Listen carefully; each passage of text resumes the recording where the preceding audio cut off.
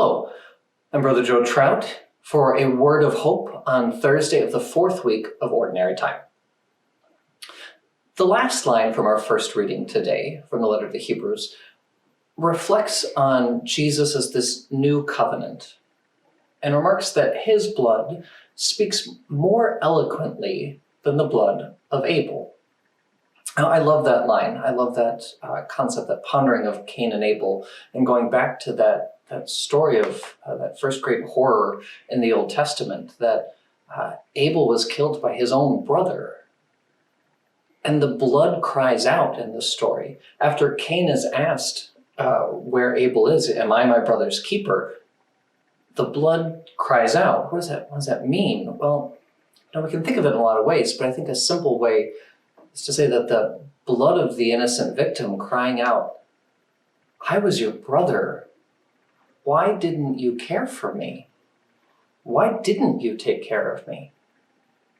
And we can hear that echoed in our day in so many different ways, that we can hear the cries from those who've been killed in police violence saying, why didn't you treat me justly? The George Floyds of the world saying, why didn't you treat me as a human? Whether it's the unborn crying out, why didn't you love me as your child? That there is this outrage over the death of so many, the deaths of people alone. Why couldn't you be there with me in this?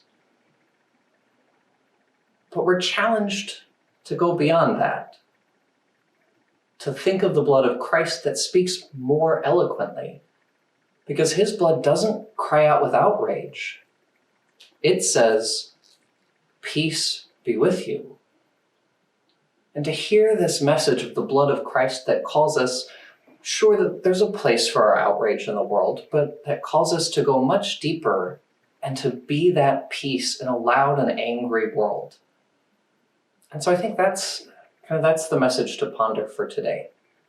How can I be baptized again into that blood of Christ, to be born again into that, to drink it in, to be one in Christ, and to be peace in a broken world? Thank you, and God bless.